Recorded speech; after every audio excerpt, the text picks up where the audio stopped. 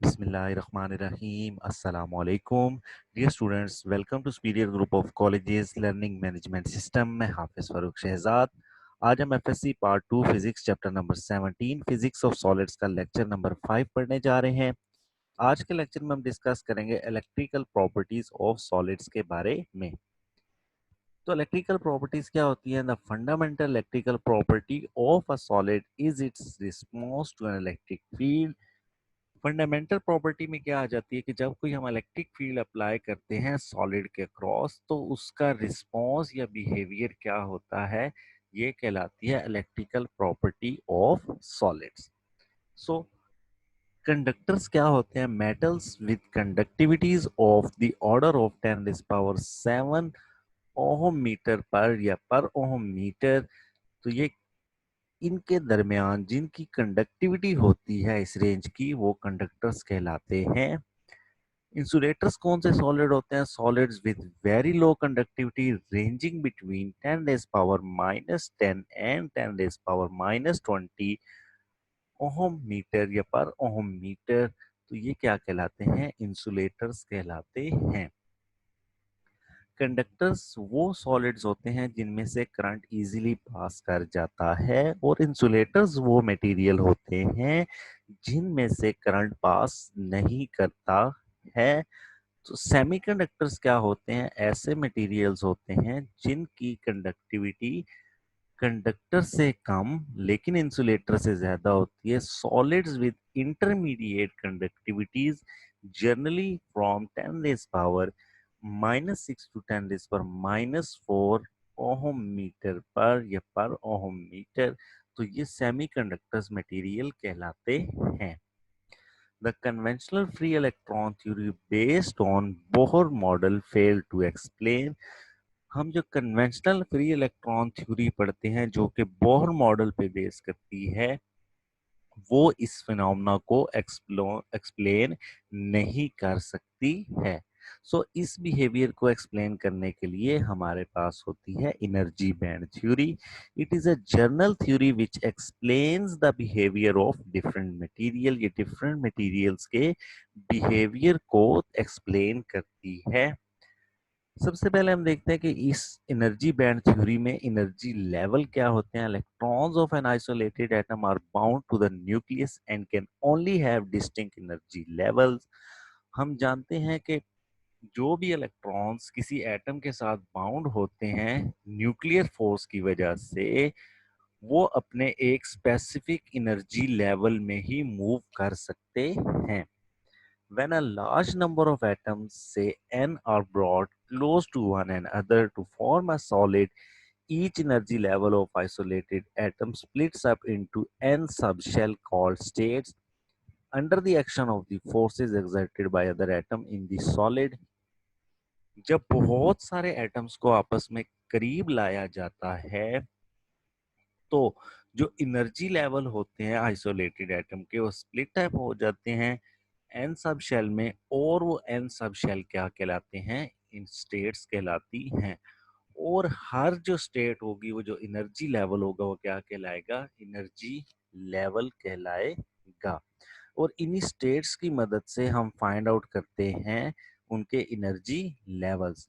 अब energy gap और forbidden energy state क्या होती है? In between two consecutive energy bands there is a range of energy states which cannot be occupied by electrons। दो shells के दरमियान कुछ ऐसी जगह होती है जिसमें इलेक्ट्रॉन रिजाइड नहीं कर सकता है। तो वो रेंज क्या कहलाती है? फॉरबिडन इलेक्ट्रॉन या फॉरबिडन स्टेट कहलाती है, क्योंकि वहां पर इलेक्ट्रॉन रिजाइड नहीं कर सकता। These are called forbidden energy state and its range is termed as forbidden energy gap. So हम दो टर्म्स यूज कर सकते हैं। वो खाली जगह जहां पर इलेक्ट्रॉन रिजाइड नहीं कर सकता, हम फॉरबिडन एनर्जी स्टेट, फॉरबिडन का मतलब मना कर देना, रोक देना। सो वहां पर एनर्जी, इलेक्ट्रॉन जब नहीं रुक सकता, जब इलेक्ट्रॉन नहीं होगा तो कोई एनर्जी नहीं होगी। या फिर हम क्या कह सकते हैं, उस दरमियानी फासले को फॉरबिडन गैप कह देते हैं कि यहाँ पर कोई गैप नहीं है, या दो एनर्जीज के दरमियान जो गैप है उसको फॉरबिडन एनर्जी गैप कहते हैं। अब इसी एनर्जी बैंड थ्योरी के अकॉर्डिंग हम बात करते हैं वैलेंस बैंड की। तो वैलेंस बैंड क्या होता है? The electron in the outermost shell of an atom called are called valence electron and the energy band occupying these electron is known as valence band। किसी भी एटम का जो last shell होता है वो उसका वैलेंस शेल कहलाता है। सो एनर्जी बैंड थ्योरी में उसी वैलेंस शेल को हम क्या कहेंगे? वैलेंस बैंड कहेंगे। And the energy band occupying these electrons is known as valence band. So आखिरी शेल में जो इलेक्ट्रॉन्स होंगे वो वैलेंस इलेक्ट्रॉन्स कहलाएंगे और वो बैंड क्या कहलाएगा? वैलेंस बैंड कहलाएगा। अब वैलेंस बैंड की प्रॉपर्टीज क्या होंगी? It is obvious the highest occupied band. So ये सबसे ज्यादा हाईएस्ट ऑक्युपाइड बैंड होता है। It may be either completely filled और for partially filled with electrons. या ये कंप्लीटली फिल्ड होगा या ये partially filled होगा with electrons। It can never be empty। Valence band कभी भी empty नहीं होता है। वैलेंस बैंड की दो ही प्रॉपर्टीज है, या वो completely filled होगा या partially filled होगा। अब हम बात करते हैं कंडक्शन बैंड की। The band above the valence band is called conduction band. Valence band के ऊपर एक बैंड होता है जिसे हम कंडक्शन बैंड कहते हैं। जो भी फ्री इलेक्ट्रॉन वैलेंस बैंड से निकलेगा वो ऑक्युपाई करेगा in the conduction band. Electron move freely and conduct electric current through solids। That is why the electron occupying this band are known as conductive electrons or free electrons। So जितने भी free electron valence band से conduction band में आएंगे अब वो क्या कहलाएंगे? Conductive electrons या फिर फ्री इलेक्ट्रॉन्स कहलाएंगे। और हम जानते हैं जो करंट फ्लो करता है वो फ्री इलेक्ट्रॉन्स की वजह से ही करता है। प्रॉपर्टीज क्या होंगी कंडक्शन बैंड की? Any electron leaving the valence band is accommodated by the conduction band, ये हम पढ़ चुके। It may be either empty और partially filled with electrons.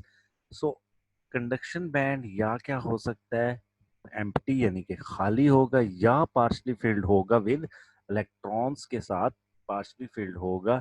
It can never be completely filled, ये कभी भी कंप्लीटली फिल्ड नहीं हो सकता है। The band below the valence band are normally completely filled and as such play no part in the conduction process। So energy band theory में हम सिर्फ दो बैंड्स को डिस्कस करेंगे। आउटर मोस्ट शेल जो कि वैलेंस बैंड होगा जिसमें फ्री इलेक्ट्रॉन्स होंगे, और उसके ऊपर कंडक्शन बैंड जो होता है जिसमें कंडक्टिव इलेक्ट्रॉन्स पाए जाते हैं। वैलेंस बैंड से नीचे वाले जितने भी बैंड्स होंगे वो कंप्लीटली फिल्ड होते हैं, इसलिए वो कंडक्शन में कोई भी पार्ट नहीं लेते हैं। इसी एनर्जी बैंड थ्योरी पे हम इंसुलेटर, कंडक्टर्स और सेमीकंडक्टर्स को डिफरेंशिएट करने की कोशिश करते हैं। An insulator material have neither partially filled band nor overlapping band। Insulators के पास जो वैलेंस बैंड है या कोई भी बैंड पार्शली फिल्ड नहीं होता और ओवरलैपिंग बैंड भी नहीं होते हैं। Valence electron are bound very tightly to their atom and are not too free. So insulator में जो भी इलेक्ट्रॉन्स मौजूद होते हैं वो टाइटली बाउंड होते हैं with their atom and are not free to move. जब इलेक्ट्रॉन फ्रीली मूव ही नहीं कर सकते तो वो इलेक्ट्रिसिटी कंडक्ट भी नहीं करेंगे, यहाँ हम डायग्राम में देख सकते हैं। अब क्या होगा property? An empty conduction band no free electron. Conduction band क्या होगा? कंप्लीट एम्प्टी होगा इंसुलेटर के केस में। अब यहाँ पर कोई कंडक्टिव इलेक्ट्रॉन या फ्री इलेक्ट्रॉन मूव नहीं मौजूद नहीं है जिसकी वजह से करंट फ्लो करेगा। A full valence band, valence band completely field है, यहाँ से इलेक्ट्रॉन्स जो हैं आपस में स्ट्रॉन्गली बाउंड है जिस तरह हमने ऊपर पढ़ा। सो यहाँ से इलेक्ट्रॉन मूव करके ऊपर नहीं जा सकते हैं। इसकी एक और बड़ी रीजन बैंड गैप भी है, अ large energy gap between valence band and conduction band. Valence band और कंडक्शन बैंड के दरमियान बहुत ज्यादा एनर्जी गैप होता है। सो इन इलेक्ट्रॉन्स को बहुत ज्यादा एनर्जी चाहिए वैलेंस बैंड से मूव करके कंडक्शन बैंड में जाने के लिए। As there is a large energy gap between the two bands, the energy required to raise the valence electron into the conduction band is about 5 electron volt.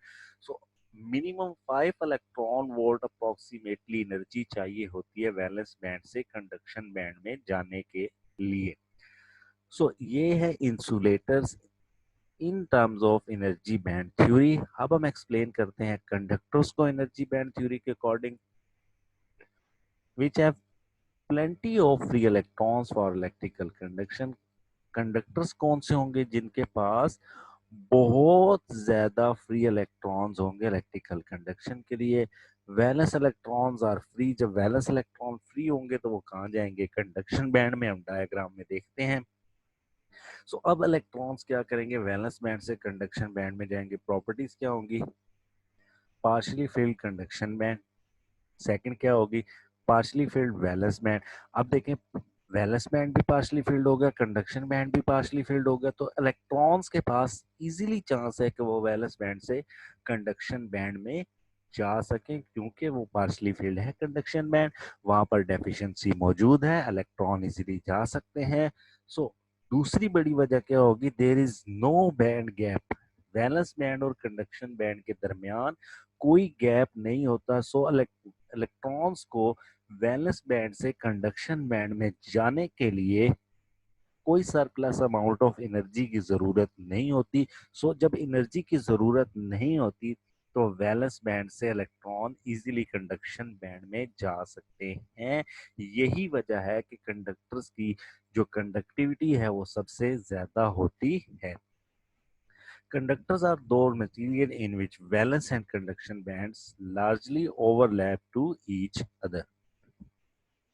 अब हम explain करते हैं semiconductors को on the basis of energy band theory, whose conductivity lies between a conductor and an insulator। जिस तरह हमने lecture के start में डिस्कस किया कि इनकी कंडक्टिविटी कंडक्टर और इंसुलेटर के दरमियान होती है। Silicon and germanium are the best known semiconductors. Silicon और germanium best well known semiconductors हैं जो हम डेली लाइफ में यूज भी करते हैं।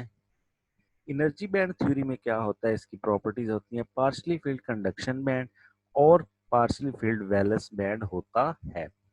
अब दोनों पार्शली फील्ड है, वैलेंस बैंड भी और कंडक्शन बैंड भी, सो इलेक्ट्रॉन इजीली कंडक्शन बैंड में फ्री स्पेस को जाके ऑक्यूपाई कर सकते हैं। लेकिन they have a small band gap, very narrow band gap, forbidden gap है बीच में जिसको ओवरकम करना पड़ेगा। सो इस वजह से सेमीकंडक्टर्स की कंडक्टिविटी इन बिटवीन होती है इंसुलेटर और कंडक्टर्स के। चूंकि कंडक्टर में कोई बैंड गैप नहीं होता, जो इंसुलेटर है उसमें लार्ज बैंड गैप होता है, लेकिन सेमीकंडक्टर्स में स्मॉल बैंड गैप होने की वजह से इसकी कंडक्टिविटी इन बिटवीन होती है इंसुलेटर और कंडक्टर्स के। A very narrow forbidden energy gap between the conduction and valence band, जिसकी वजह से इलेक्ट्रॉन थोड़ी सी एनर्जी प्रोवाइड करने पे वैलेंस बैंड से कंडक्शन बैंड में चला जाता है। अब सेमीकंडक्टर्स के बारे में कुछ general information. At 0 Kelvin, there are no free electrons in the conduction band and their valence band is completely filled। 0 Kelvin के ऊपर, इस लो टेम्परेचर के ऊपर, there are no free electron in the conduction band and their valence band is completely filled। इसका क्या मतलब हुआ कि इस टेम्परेचर के ऊपर सारे के सारे इलेक्ट्रॉन्स वो सीज्ड हो जाते हैं वैलेंस बैंड में और कोई इलेक्ट्रॉन नहीं निकल सकता है। At 0 K, pieces of silicon and germanium are perfect insulator। 0 Kelvin के ऊपर सिलिकॉन और जर्मीनियम जो कि वेल नोन सेमीकंडक्टर्स हैं, बट 0 केल्विन के ऊपर क्या करेंगे? ये भी as a perfect insulator behave करेंगे। Within increase in temperature, some electron possess sufficient energy to jump across small energy gap over valence to conduction band. जब हम small amount of energy provide करते हैं तो कुछ electron sufficient amount of energy लेकर जो इस बैंड गैप के इक्वल या ग्रेटर हो इधर से वैलेंस बैंड से एनर्जी लेकर कंडक्शन बैंड में चले जाते हैं जो इनकी थर्मल काइनेटिक एनर्जी कहलाती है जो कि हीट या टेम्परेचर की वजह से इलेक्ट्रॉन गेन करते हैं। सो टेम्परेचर बढ़ाने पे सेमीकंडक्टर्स की कंडक्टिविटी बढ़ जाती है। ये नेगेटिव टेम्परेचर कोफिशिएंट होते हैं। हम अपनी डेली लाइफ में सोलर पैनल में ये फिनोमेना यूज करते हैं कि जब हीट ज्यादा होती है, धूप होती है, तो हमारी सोलर पैनल की प्लेट उतना ही एफिशिएंटली काम करती है। लेकिन अगर बादल हो या शाम का वक्त हो तो सोलर पैनल के ऊपर पड़ने वाली हीट भी कम हो जाती है जिसकी वजह से कंडक्शन भी कम हो जाती है। उसकी वजह यह है कि इलेक्ट्रॉन्स को सफिशिएंट अमाउंट ऑफ एनर्जी नहीं मिलती जो वैलेंस बैंड से कंडक्शन बैंड में जा सके और कंडक्टिव इलेक्ट्रॉन या फ्री इलेक्ट्रॉन प्रोवाइड कर सके। एट रूम टेम्परेचर सिलिकॉन और germanium crystal become a semiconductor. So room temperature के ऊपर सिलिकॉन और जर्मेनियम क्या बिहेव करते हैं? एज अ सेमीकंडक्टर बिहेव करते हैं। ये था आज का लेक्चर जिसमें हमने इलेक्ट्रिकल प्रॉपर्टीज और एनर्जी बैंड थ्योरी के बारे में पढ़ा। नेक्स्ट लेक्चर में हम इंट्रिंसिक और एक्सट्रिंसिक सेमीकंडक्टर्स के बारे में डिस्कस करेंगे। जज़ाकल्लाह।